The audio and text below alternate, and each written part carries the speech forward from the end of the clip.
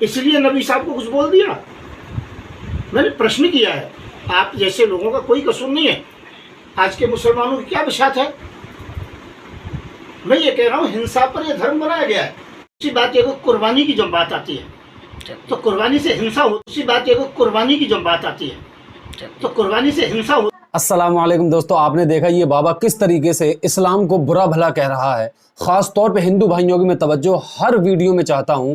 اس نے اسلام دھرم کو بالکل بھی نہیں پڑھا ہے، اور جس مرتبے پر یہ بیٹھا ہے سنت بنا ہوا، یہ مرتبہ تب ملتا ہے جب ہم وید پران، شیو پران، گرڑ پران اور گیتا، ان چیزوں کو یعنی دھارمک شاستروں کو، دھارمک گرنتھ کو، دھارمک بکس کو جب پڑھ لیتے ہیں اور سناتن دھرم کی تعلیم کو جب اپنے اندر سمو لیتے ہیں، اس کے بعد ہمیں یہ مرتبہ ملتا ہے۔ لیکن آج ہم جس یگ میں جی رہے ہیں یہ کل یگ ہے، ایک طرح سے یہ سب سے برا دور ہے۔ ہر دھرم میں نقلی لوگ گھسے ہوئے ہیں۔ یہ ایک نقلی اور جاہل اور پاکھنڈ بابا ہے جس نے سناتن دھرم کو بالکل نہیں پڑھا۔ اگر پڑھا ہوتا تو یہ اسلام پر بالکل بھی ٹپڑی نہیں کرتا۔ اگر اس نے سناتن دھرم کو پڑھا ہوتا تو اس نے والمیکی رامائن کے کال کھنڈ کے چتردش سرگ کے شلوک نمبر 3، 4 اور 38 تک اس واقعے کو پڑھا ہوتا کہ راجا دشرتھ جو مریادہ پروشوتم شری رام کے والد تھے، یعنی ان کے باپ تھے، ان کی 2 بیویاں تھیں جس سے اولاد نہیں تھی۔ پھر انہوں نے سادھو سنتوں کو بلایا، میٹنگ کی، اور میٹنگ میں یہ پایا گیا کہ آپ کو اشو میگھ یگ کرنا چاہیے۔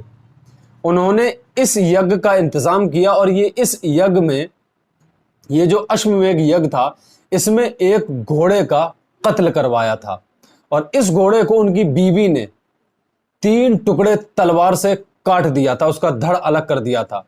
اس کے بعد اس گھوڑے کے ساتھ ایک رات انہوں نے گزاری تھی۔ پھر اس گھوڑے کو اس یگ میں جلایا گیا۔ یہ جو کہہ رہا تھا کہ جیو ہتیا کی جاتی ہے، اسی کی والمیکی رامائن میں یہ قصہ بیان کیا گیا ہے کہ اس گھوڑے کو پھر آگ میں جلایا گیا، بھونا گیا۔ آپ کے مذہب میں خود اس طریقے کی باتیں بیان ہیں جس میں جیو ہتیا کا ذکر ہے۔ ہم جس دھرم کو مانتے ہیں، ہمارا سنویدھان بھی یہ اجازت دیتا ہے کہ اپنے دھرم کو فالو کر سکتے ہیں۔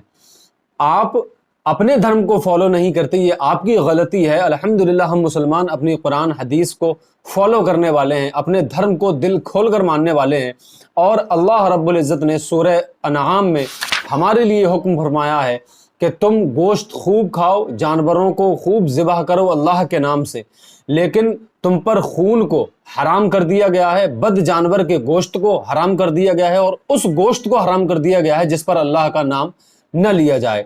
اور انڈیا میں ایک سروے کیا گیا ہے، اس سروے کے مطابق ہندوستان میں غیر مسلم بھی بڑی تعداد میں حلال میٹ کو پسند کرتے ہیں۔ یہ چیز ہمیں ضرور غور و فکر کرنے کی ہے کہ کسی بھی دھرم پر ہمیں اٹیک نہیں کرنا ہے۔ ہمارا اسلام بھی یہی کہتا ہے، لکم دینکم ولی دین، تمہارا دین تمہارے لیے، ہمارا دین ہمارے لیے۔ اور میں کبھی بھی کسی بھی دھرم پر ٹپڑی نہیں کرتا ہوں۔ جو سچ باتیں ہمارے دھرم میں لکھی ہیں، اور جو سناتن دھرم کی کتابیں، بکس، گرنتھ، شیو پران، گرڑ پران اور جو وید کہتے ہیں، میں وہی تعلیم اپنے ویورز تک پہنچاتا ہوں۔ میرا مقصد صرف یہ ہے کہ ہندو مسلمان کے دلوں سے نفرت دور کر دی جائے، اپنے اپنے مذہب کی تعلیم کا فروغ دنیا میں پھیلایا جائے۔ جس کی سمجھ میں جس کا مذہب، جس کا دھرم آئے گا وہ اس کو ایکسیپٹ کرے گا، نہیں آئے گا تو وہ اپنے دھرم پر قائم رہے گا۔ یہی شانتی کا سب سے بہترین راستہ ہے۔ اسی پیغام کے ساتھ، کہ شاید آپ بات سمجھ گئے ہوں گے، اسی پیغام کے ساتھ السلام علیکم، ملتے ہیں اگلے ویڈیو میں، تب تک کے لیے خدا حافظ۔